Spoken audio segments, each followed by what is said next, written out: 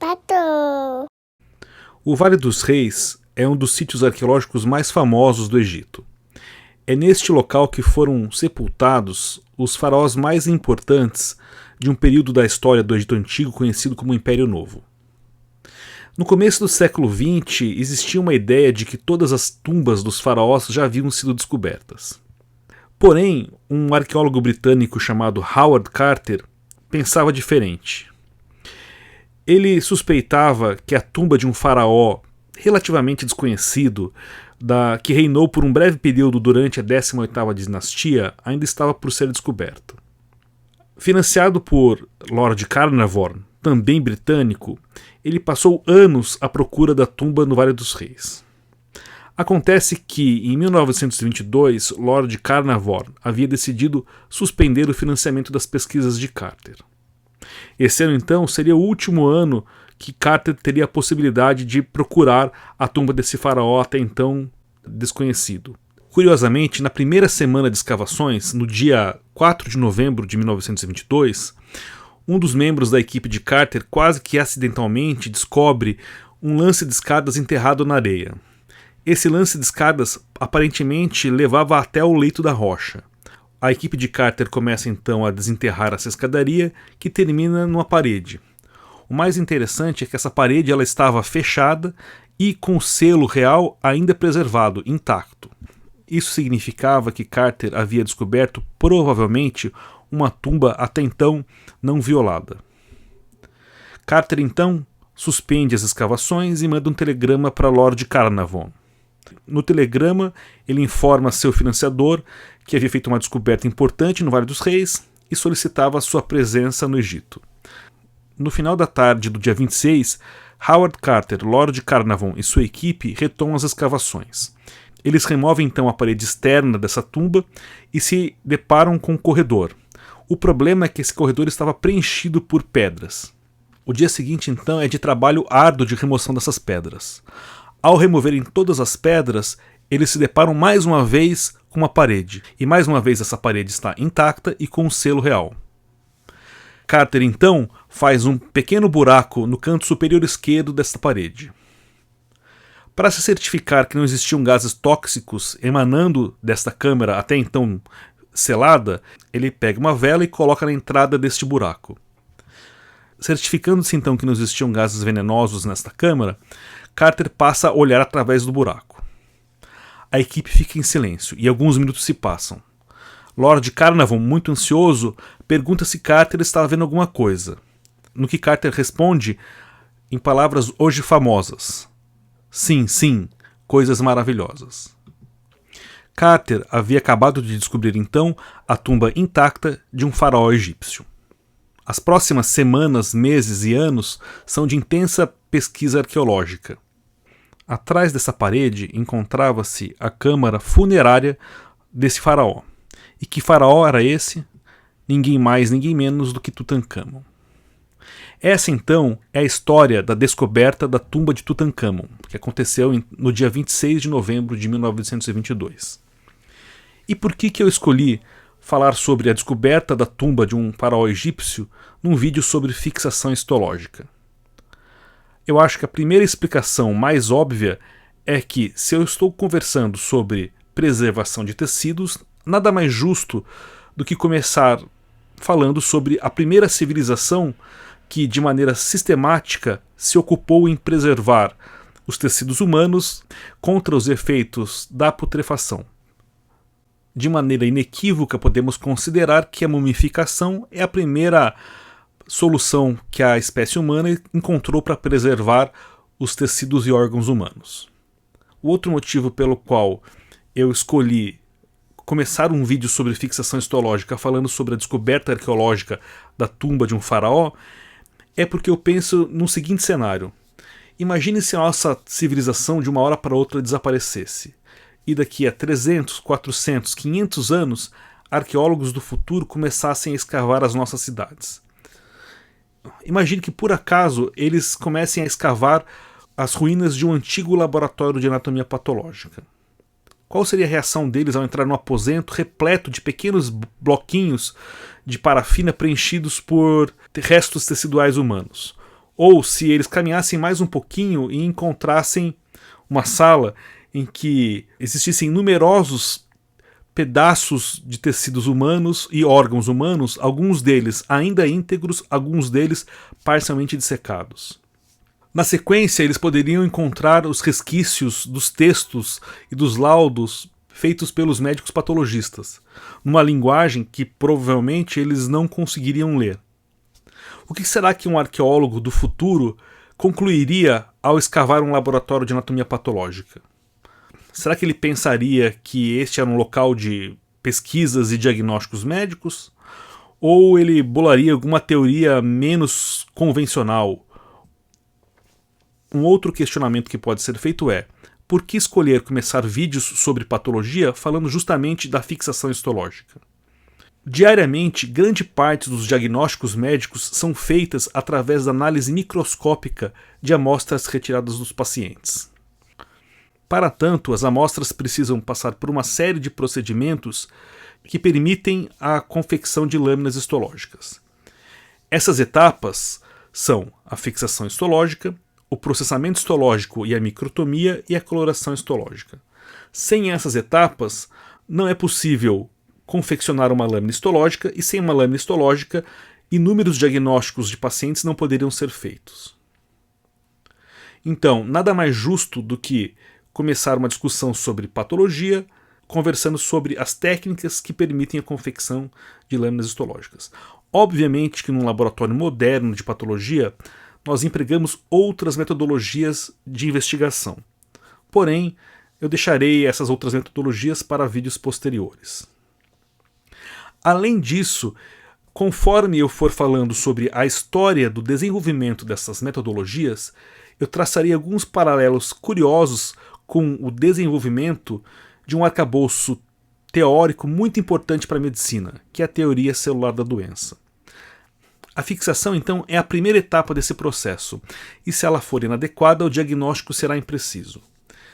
Eu acho que é algo bem intuitivo entender que, se a amostra ela não for adequadamente fixada, isto é, se as consequências da autólise e putrefação começarem a agir sobre os tecidos, o médico patologista não conseguirá interpretar os dados morfológicos, proteicos e genéticos de maneira adequada.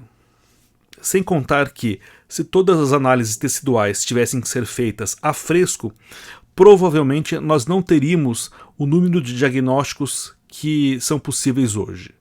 Obviamente que o principal objetivo da fixação histológica é evitar que, em linhas gerais, a amostra entre em autólise e putrefação. A autólise nada mais é do que a autodigestão, ou seja, a destruição celular pela ação de suas próprias enzimas. E putrefação é a superimposição da autólise com destruição tecidual por bactérias e fungos. Além de preservar os tecidos dos efeitos da autólise e da putrefação, a fixação também objetiva enrijecer a amostra. A gente vai conversar em outros vídeos que uma das etapas importantíssimas para que seja confeccionada uma lâmina histológica é a possibilidade de cortar fatias finas, translúcidas, para serem examinadas sob o microscópio. Ao prevenir a autólise e putrefação, a gente espera que o tecido fique o mais próximo possível do seu estado natural, ou seja, que tanto a sua morfologia, isso é, a forma, o volume e a cor do tecido, seja preservada a mais próxima possível do seu estado natural, quanto seus componentes moleculares, ou seja, os ácidos nucleicos, os lipídios, as proteínas e os carboidratos. De maneira geral, então, a gente espera que, ao fixar um tecido, a gente o preserve da maneira mais próxima do que ele se encontrava antes da retirada do paciente. E, como a fixação também objetiva evitar a putrefação tecidual, é importantíssimo que o fixador evite o crescimento bacteriano e fúngico nos tecidos.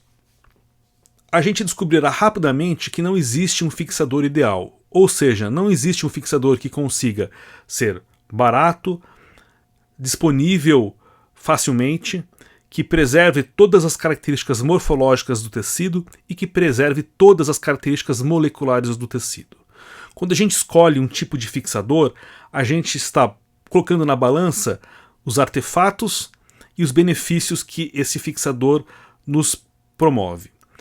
Como artefato, nós entendemos as alterações produzidas pelo processamento histológico, que podem ser alterações no formato das estruturas ou, por exemplo, deposição de pigmentos. A gente pode classificar os fixadores de maneiras inúmeras. Aqui, por questão de simplicidade, eu me concentrarei em dois grandes grupos em que podemos classificar os fixadores, seja pela natureza da fixação ou seja pela propriedade química dos fixadores. Pela natureza da fixação, a gente pode dividir os fixadores em fixadores por imersão, por revestimento, por perfusão, por liofilização e por calor. Os mais comuns são por imersão e por revestimento. Na prática histológica, o exemplo clássico de fixação por imersão é quando utilizamos a solução aquosa de formaldeído para fixar os tecidos. Um outro exemplo clássico de fixação é através de revestimento, quando borrifamos, por exemplo, solução alcoólica em lâminas citológicas para que depois elas sejam curadas pelo método de Papanicolau. Essas então, tanto a imersão quanto o revestimento são as maneiras mais comuns que utilizamos para fixar as amostras teciduais. Em relação à propriedade química dos fixadores, nós podemos classificar os fixadores como fixadores aldeídos, fixação por agentes oxidantes, fixadores baseados em álcool e outros tipos de fixadores, como por exemplo o ácido pícrico. Destes, o mais comum são os fixadores aldeídicos. Eles promovem fixação por ligação cruzada do fixador com a proteína. E mais uma vez, o exemplo clássico é o formaldeído. E como então os fixadores funcionam? A fixação é um processo que leva à morte celular rápida, evitando a ação danosa de enzimas autolíticas e o crescimento de micro-organismos. Se a gente pudesse fazer uma comparação tanto grosseira, a gente pode comparar a fixação com o que aconteceu com a cidade de Pompeia no ano de 79 d.C. Nesse ano, o Monte Vesúvio, que ficava ao lado da cidade, entrou em erupção. Ao entrar em erupção, o Monte Vesúvio cobriu de cinzas vulcânicas a cidade de Pompeia, matando instantaneamente os seus cidadãos. Porém, como o processo foi muito rápido, é como se a cidade tivesse sido congelada no tempo. Tanto que, anos depois, quando os arqueólogos começaram a desenterrar as ruínas de Pompeia, eles tiveram uma boa noção de como a vida na cidade funcionava naquele dia. De qualquer maneira, central ao processo de fixação é a interação entre as moléculas do fixador e as proteínas teciduais. A principal reação química da fixação é a estabilização das proteínas por parte das moléculas do fixador. E a estabilização ocorre através da desnaturação. Se a gente lembrar um pouquinho de bioquímica básica, a gente vai lembrar que as proteínas são moléculas complexas constituídas por uma sequência de aminoácidos. Essa sequência de aminoácidos ela passa a ter configurações tridimensionais cada vez mais complexas, conhecidas como estruturas proteicas secundárias, terciárias e quaternárias. A função da proteína, então, depende não só da sequência de aminoácidos que a compõem, como também da estrutura tridimensional. A gente diz então que uma proteína é desnaturada quando ela sofre a perda da sua estrutura secundária, terciária ou quaternária. E os fatores que podem causar a desnaturação são elevações de temperatura, extremos de pH, solventes orgânicos como por exemplo o etanol e detergentes. Quais são então as maneiras que um fixador leva à desnaturação das proteínas teciduais? Basicamente, os fixadores podem levar à desnaturação das proteínas teciduais de duas maneiras, ou através da desidratação, ou através da formação de ligações cruzadas ou adições covalentes. A lógica por trás da desidratação é, quando a gente tem a desidratação do tecido, há uma quebra do equilíbrio das áreas hidrofílicas e hidrofóbicas da proteína. Isso leva à perda da conformação tridimensional da proteína, levando então à sua desnaturação. Fixadores que agem dessa maneira são os álcoois, por exemplo, etanol e metanol, e acetona. A segunda maneira que os fixadores podem levar à desnaturação proteica é então formando ligações cruzadas ou adições covalentes com as proteínas. É quase como se a gente colocasse um andaime ao redor das proteínas. Ao fazer isso, a gente altera a conformação tridimensional proteica. E aqui, os principais fixadores que levam à fixação através da adição de ligações cruzadas ou covalentes são o formaldeído e o glutaraldeído. Um exemplo clássico de desnaturação proteica é o que acontece com a albumina da clara do ovo quando cozinhamos um ovo.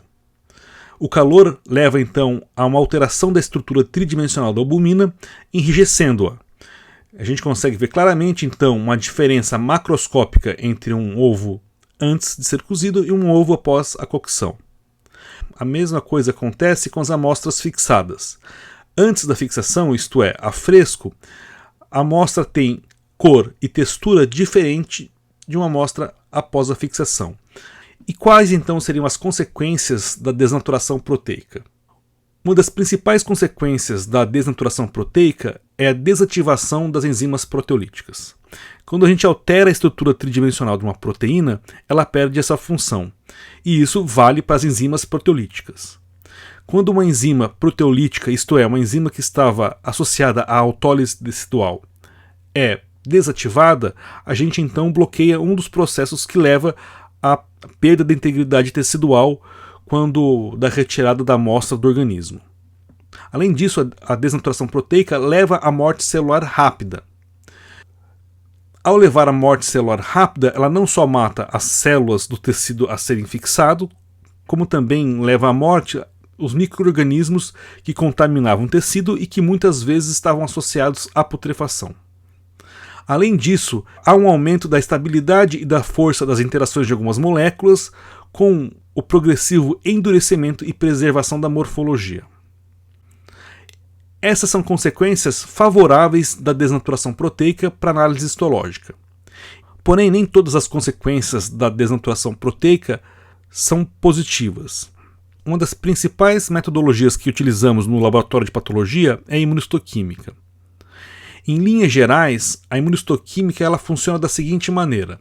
Nós temos antígenos teciduais que estamos pesquisando. Por exemplo, a proteína do receptor de estrógeno. A gente usa então um anticorpo que vai reconhecer esse antígeno em especial que nós queremos estudar. Esse anticorpo ele reconhece uma porção da molécula conhecida como epitopo. Os epitopos proteicos então dependem não só da sequência de aminoácidos que os compõem, como também da sua localização tridimensional. Quando uma proteína ela é desnaturada, essa conformação tridimensional da molécula ela é alterada e muitas vezes epitopos que antes eram expostos para a reação imunistoquímica passam a ser escondidos. Entretanto, graças a avanços metodológicos na técnica de imunistoquímica, a gente tem algumas soluções para recuperar antígenos em amostras fixadas por exemplo, formalina. Mas é interessante saber que a fixação ela interfere então com algumas moléculas teciduais, em especial com as proteínas. Quais então são os fatores que interferem com a fixação? Um deles é o pH do fixador. A gente dá preferência a fixadores de pH neutro. Outro é a temperatura.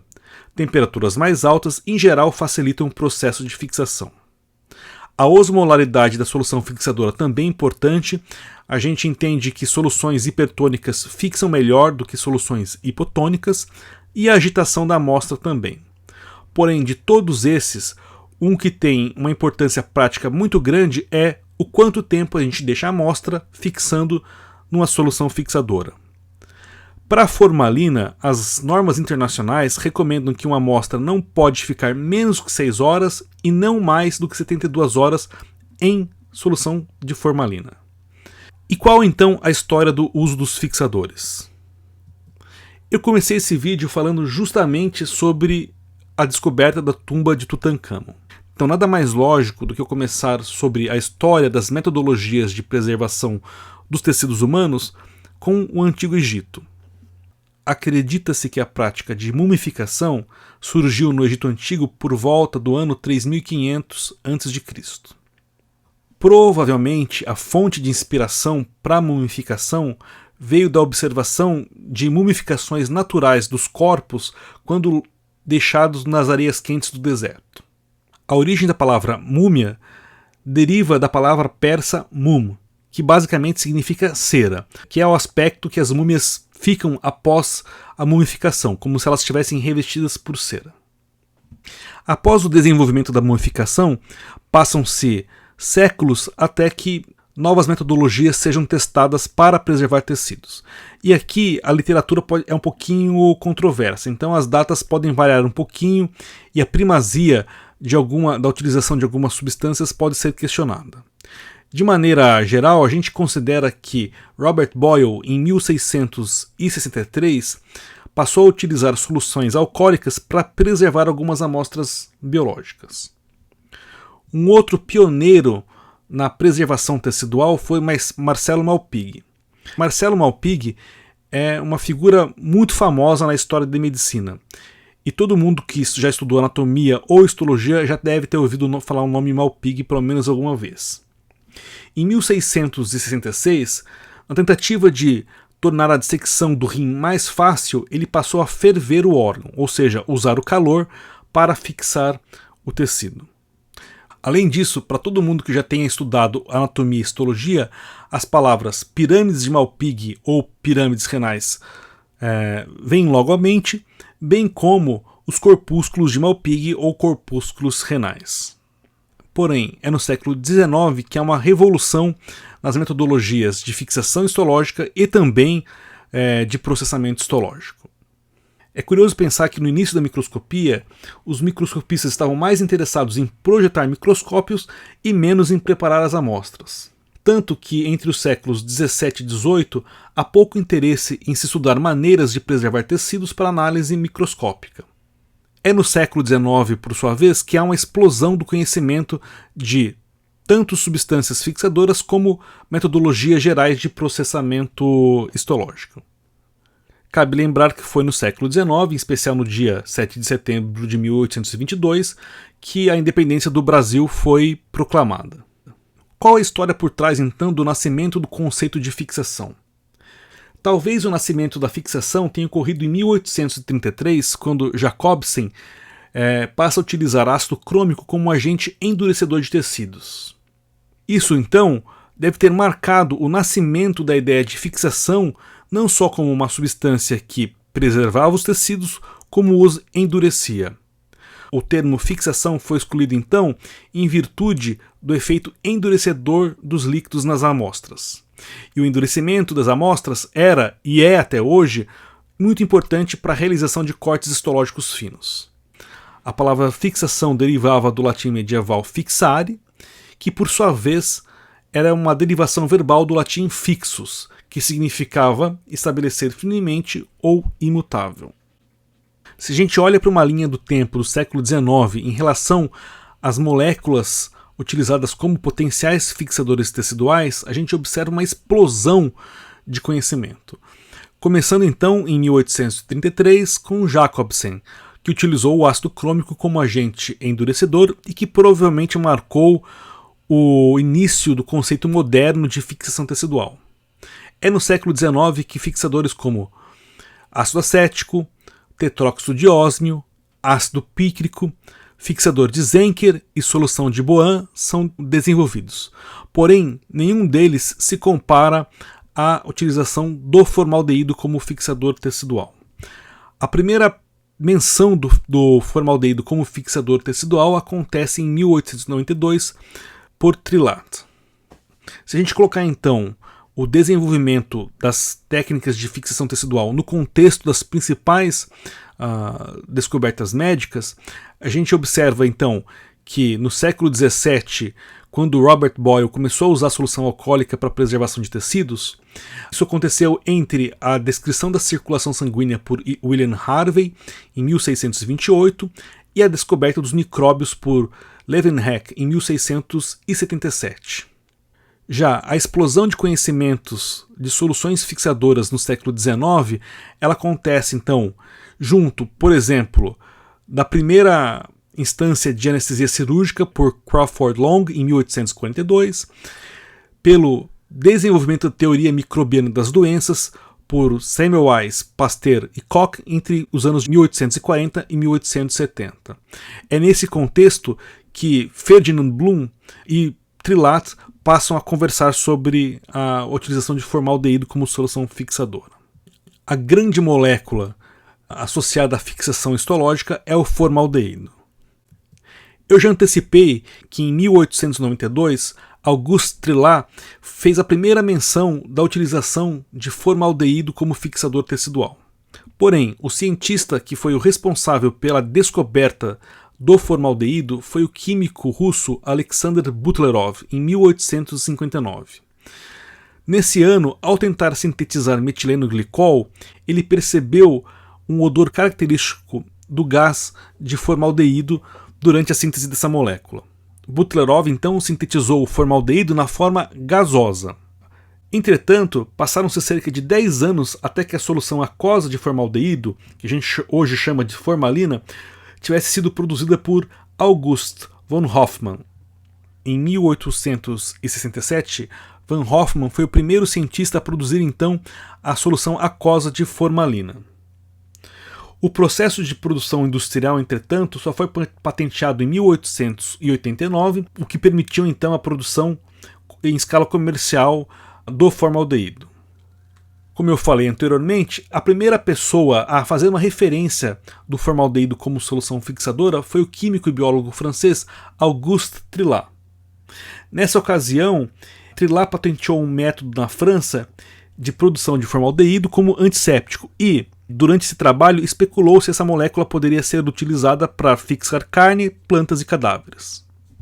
Porém, o título de pai do uso do formaldeído como fixador tecidual cabe a Ferdinand Bloom.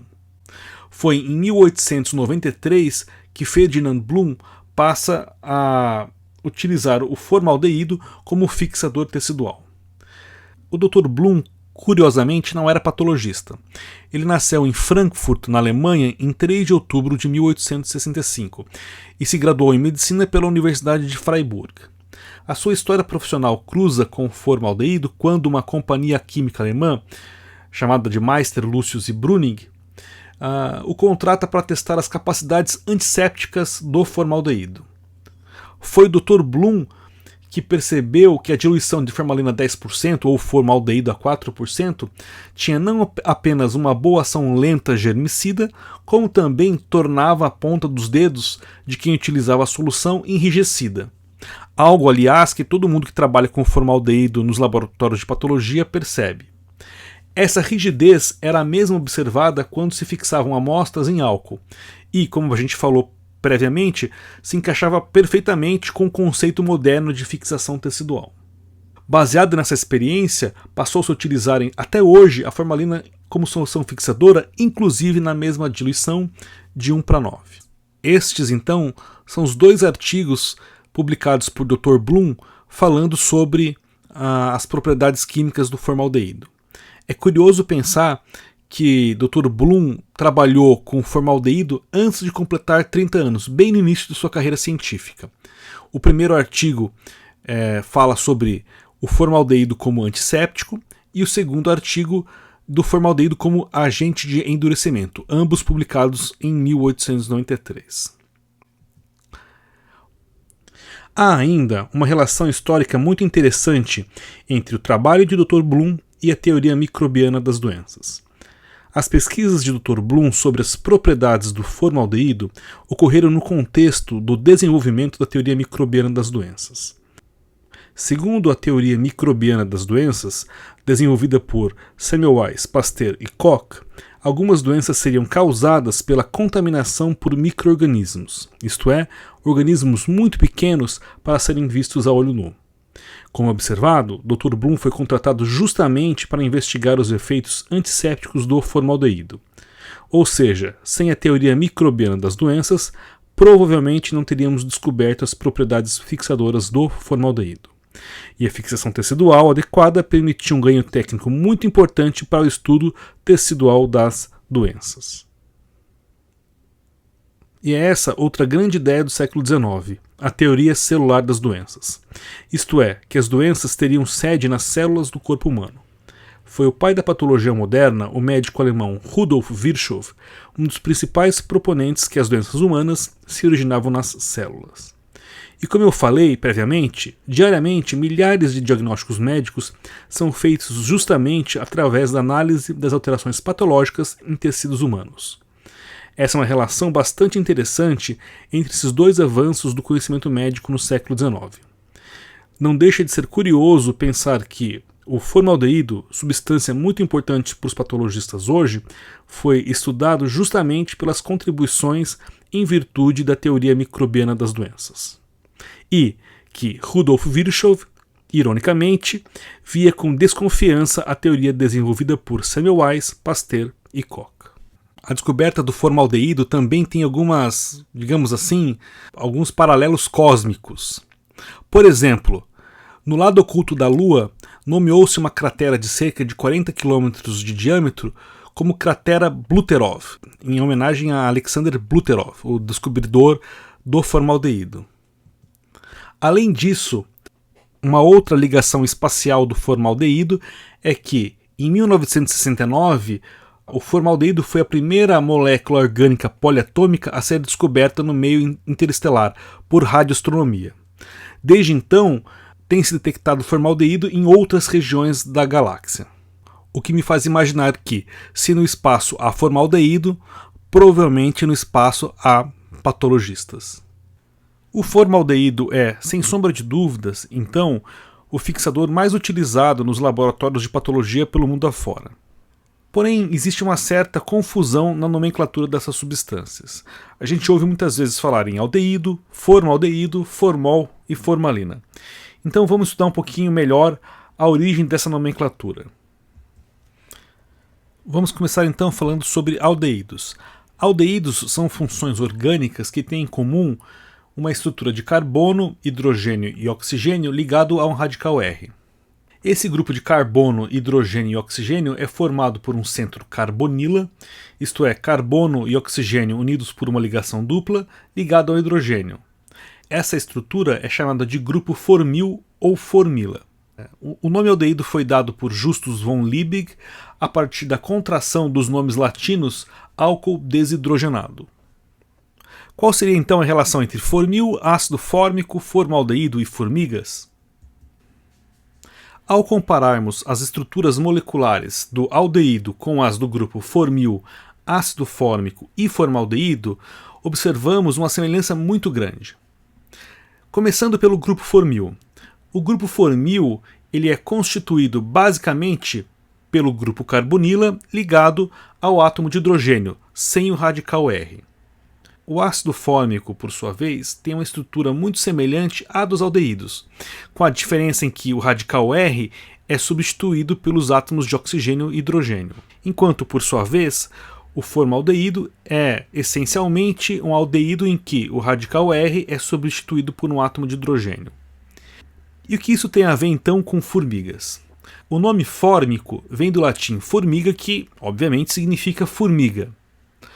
E o motivo de se ter batizado o ácido fórmico dessa maneira é que ele foi isolado a partir da destilação dos corpos das formigas. E como alguns aldeídos mais simples são designados a partir dos ácidos carboxílicos correspondentes, o aldeído correspondente ao ácido fórmico é o formaldeído. Essa então é a origem da palavra formaldeído. O formaldeído então é o aldeído mais simples, em que o radical R é um átomo de hidrogênio. O formaldeído puro ocorre na forma gasosa, e a gente viu que Butlerov, ao descobrir o formaldeído, ele descobriu essencialmente a forma gasosa da molécula. A solução aquosa de formaldeído a 40% é conhecida como formol ou formalina. Na rotina, usa-se formalina 10%, ou seja, no final das contas, uma diluição de formaldeído a 4%. O formaldeído em solução aquosa se torna hidratado e forma o metileno-glicol, também conhecido como metanodiol. A tendência das moléculas de metileno-glicol é polimerizar, formando unidades poliméricas de 4 unidades. Quando o número de moléculas que formam esse polímero ultrapassa 4, a molécula torna-se insolúvel, formando um pó branco chamado de paraformaldeído. Para reduzir a taxa de polimerização, então, a gente costuma acrescentar à solução de formaldeído e água 10% de metanol. Outra característica da substância é se oxidar espontaneamente e formar o ácido fórmico.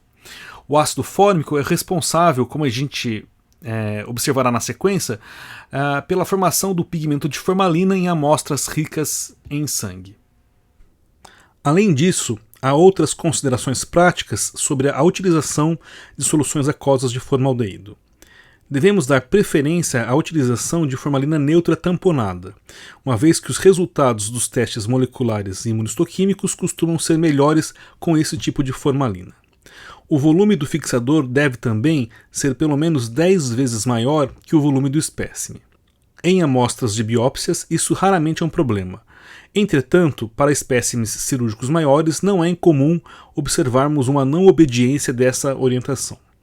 Outro problema que ocorre com amostras maiores é a tendência de serem acondicionadas em recipientes pequenos, apertando as áreas do tecido contra a parede do frasco, limitando a fixação justamente dessas áreas. E, obviamente, os espécimes devem ser imersos em formalina logo após a retirada do organismo. Mais uma vez aqui, os espécimes maiores costumam sofrer, pois não é incomum em cirurgias mais prolongadas as amostras passarem tempo excessivo fora de solução fixadora. E aqui cabe um pequeno contexto histórico por trás dessa confusão dos termos formaldeído, formalina e formol. Como a gente viu, o nome da substância química é formaldeído e a solução aquosa do formaldeído é chamada de formalina ou formol. Entretanto, as primeiras indústrias alemãs batizaram a mesma solução aquosa com nomes comerciais diferentes. A Meister, Lucius e Brüning batizou essa solução aquosa de formol, enquanto que essa segunda indústria alemã, de nome impronunciável para um brasileiro, batizou a mesma substância de formalina. Curiosamente, na época, o Dr. Blum argumentava que nenhum dos nomes estava correto e que para ele o melhor nome para a solução aquosa de formaldeído seria formol. Mesmo assim, a gente ainda observa algum conflito na literatura em relação tanto à origem quanto os nomes diferentes para a solução aquosa de formaldeído. E como então o formaldeído fixa os tecidos? Eu falei anteriormente que o fundamento químico que permite o formaldeído fixar o tecido é sua capacidade em fazer ligações com as proteínas. Ao se ligar às proteínas, o formaldeído estabiliza a estrutura dessas moléculas e reduz a atividade das enzimas autolíticas. A interação do formaldeído com as proteínas teciduais acontece em duas etapas. A primeira etapa demora mais ou menos entre 24 e 48 horas para acontecer, e ela tem natureza reversível. Nessa fase, há uma ligação covalente entre as moléculas do formaldeído com as cadeias laterais das proteínas, resultando na adição de grupos hidroximetil nas cadeias laterais das proteínas. Essa ligação, como eu falei, ela é reversível. A gente pode desfazer a ligação do formaldeído com as proteínas através de uma lavagem prolongada da amostra em água. Além disso, essa reversibilidade pode ser explorada através de técnicas de recuperação de antígeno, que permitiram um salto de qualidade na análise imunistoquímica muito grande. Afinal de contas, uma das características ruins da ação do formaldeído sobre as proteínas teciduais é a alteração da conformação tridimensional, que pode levar à dificuldade de se expor esses epitopos para o estudo imunistoquímico. Essa primeira etapa ela acontece entre 24, 48 até 72 horas.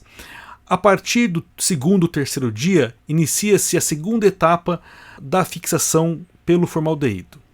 Essa etapa ela é de natureza irreversível e acontece através da formação de pontes de metileno entre as proteínas e o formaldeído.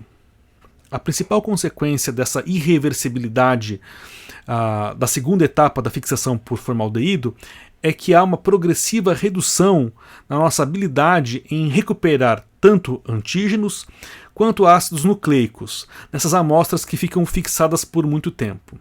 E isso tem uma consequência clínica muito importante quando a gente vai falar de testes imunistoquímicos que estão associados a terapias específicas antineoplásicas. Outro requisito importante para uma fixação adequada é a penetração do formaldeído em toda a espessura do fragmento ou da amostra. Existe uma regra geral que dita que a taxa de penetração do formaldeído dos tecidos é de mais ou menos 1 milímetro por hora. E por isso que a gente fala que, dependendo do volume da amostra, o tempo mínimo de fixação varia entre 6 e 24 horas. Eu venho então batendo na tecla que o tempo de fixação de uma amostra é extremamente importante para a qualidade da fixação e, consequentemente, do processamento histológico e do diagnóstico do paciente. Eu mencionei anteriormente que o tempo mínimo de fixação, dependendo da amostra, é de 6 horas e ela não pode passar de 72 horas. Isso de acordo, então, até com a dinâmica de como que o formaldeído fixa as amostras. Tanto a Sociedade Brasileira de Patologia, através do seu Manual de Boas Práticas em Patologia, quanto o Colégio Americano de Patologistas e a Sociedade Americana de Oncologia Clínica recomenda que uma amostra seja fixada por pelo menos 6 horas e no máximo 72 horas. Essas normativas visam preservar, então, a qualidade de ensaios clínicos muito importantes, como o estudo imunistoquímico da proteína HER2. E qual é a relevância clínica do teste imunistoquímico de HER2? Cerca de 20% das pacientes com carcinoma mamário têm amplificação do gene HER2. Essa amplificação leva a um aumento da expressão da proteína HER2, que pode ser detectada por exame imunistoquímico. Esses cânceres, conhecidos como carcinomas mamários HER2 positivos, têm uma tendência de crescimento e disseminação mais agressiva. Porém, existem alguns remédios que são direcionados justamente contra essa proteína HER2. De maneira que pacientes que são HER2 positivas têm um tratamento diferente das pacientes que são HER2 negativas. E a fixação histológica é muito importante para que o resultado do exame imunistoquímico seja confiável. Ou seja, se uma paciente com câncer de mama tem a sua amostra não fixada de maneira adequada, ela pode perder a oportunidade de ser tratada de maneira adequada. Quais então são os principais artefatos em decorrência do uso do formaldeído? O primeiro e mais óbvio é a autólise. Se a gente não fixa a amostra de maneira adequada, ela vai entrar em autólise e putrefação. Um outro artefato que acontece é a deposição de pigmento de formalina, que é um artefato que ocorre ou com o uso prolongado de soluções não tamponadas ou em amostras muito hemorrágicas. E ela ocorre justamente pela deposição de ácido fórmico, como a gente falou previamente. Resumindo, fixar é impedir a autólise e endurecer os tecidos, permitindo uma análise histológica correta. Há inúmeras maneiras de se fixar tecidos.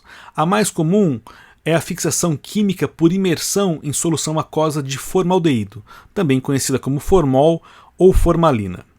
O formaldeído fixa através da ligação com proteínas teciduais.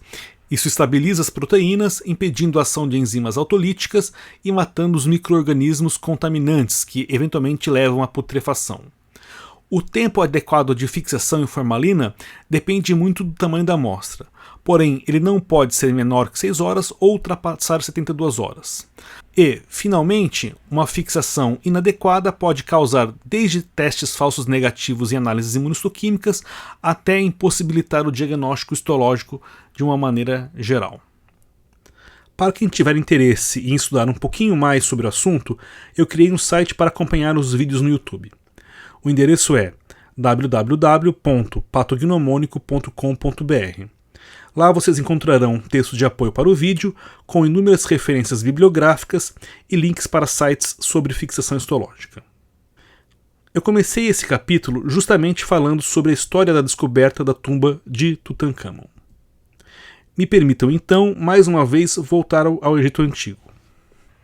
Anubis, representado comumente como um chacal ou um homem com cabeça de chacal, foi uma divindade muito importante para os antigos egípcios.